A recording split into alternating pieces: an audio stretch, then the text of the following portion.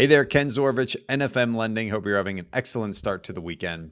So, I had an interesting conversation this week with a woman who happens to be in our industry, maybe not directly in mortgage, real estate, but just in general has a lot of knowledge of the real estate industry, given what she works with, and and told me she was nervous about buying a property. And this is someone that I gave the benefit of the doubt that they kind of have a good idea what's going on in the market.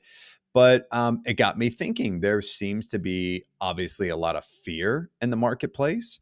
And it got me to really want to look at data with this person to let them draw their own conclusions, because I think a lot of times when we're afraid of something, it's based off of the unknown and also maybe what we think is happening, but what maybe not happening. So looking at data points can really help. FDR said the only thing to fear is fear itself. And he actually said this after the Great Depression when the US was trying to bounce back, because he wanted Americans to, not be worried about maybe the things they can't control and just try and rise up. And I think that applies pretty well today in the real estate market. So let's look at some data points that I think people may be concerned with, and I'll show you what the real data is and let you make your own decisions. So let's start with this idea that property values are, or maybe we're going to hit a bubble, or maybe we need to wait because property values could all of a sudden start plummeting. Is the real estate market going to collapse? So let's simply look from a supply demand standpoint. Um, right now, we have about 4.5 months of supply in Broward County for single family homes and townhouses. Condos are a bit higher, but that's sort of a sub market. They're closer to maybe about 11 or 12 months of inventory. But let's focus on single family and townhouse for a second. So, with something like that, what that 4.5 months means that if no other properties go on the market, all the properties will be gone in 4.5 months.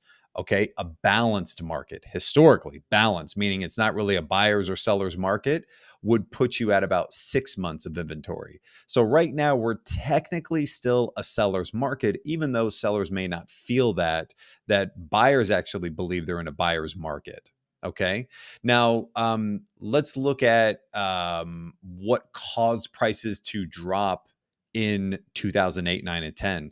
Inventory was coming to the marketplace whether you wanted it to or not. It was distressed. It was short sales, foreclosures, things like that. Right now, we're actually starting to see that inventory peaked this year in June and is starting to come down. So if you're worried about prices, here's what you need to take away from that. Inventory coming down means that the market is finding its waterline, right? We're finding the right balance.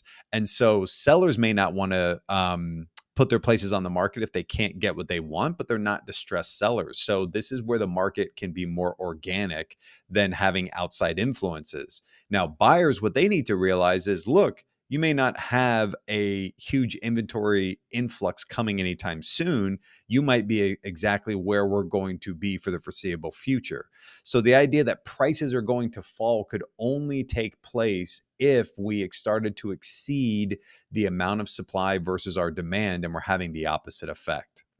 So then I look at, well, what really drives real estate? Well, it's people that are working and making money and need housing, right? As some people might say, I'd love to meet someone who wants to live indoors. Well, look at unemployment. Unemployment's at 4.3%. We probably could still go another 1 percentage point higher in unemployment and still be okay from an economy side before anyone would start ringing warning signs or warning bells that we have a big issue. So as long as people are working, they still need shelter, and so they're still going to look to buy houses. Now, I've heard people talk about things like interest rates and what's going to happen there. Well, Fannie Mae put out some projections that they expect over the next 3-4 years, interest rates could be in the low sixes. Now, I want to caution you with understanding that Fannie Mae does this every year. They put out projections for the upcoming year and also, in the future, and they're rarely right. But let's just say for a second they are. That means this is kind of where interest rates are going to be. So, are we worried about interest rates rising? Because we seem like we're on the tail end of that. And I think we only have the room for them to fall. I would disagree with Fannie and Freddie. I don't think we're going to be in the low sixes for the next 4 years. But if they are correct, then this is just the market we're in. So if you're afraid of the market because you're afraid of where interest rates are, where they will be, that's not something that I would really put a ton of effort in or acknowledge much, because this is kind of our new environment, and I think we potentially have the idea of interest rates coming down. So, look, I think if you peel back a lot of this data, what you want to understand is right now, our supply and demand is in a healthy spot. Our appreciation on value is in a healthy spot, about 3 to 4% a year, which means prices this year, or properties this year, the same property next year at this time will be more expensive. Interest rates, I think, could come down more, but let's just say they stay the same. This is still the lowest they've been since 2022. So I don't think we have a lot to fear from the real estate side. I think we have a lot to fear from the unknown. So listen, if you want to chat about this anymore, please reach out. Make sure you get in some time with some friends and family this weekend. And as always, I'd love to be in this business in 5 years. You know someone looking to purchase or refinance, please think of me. Have a great weekend.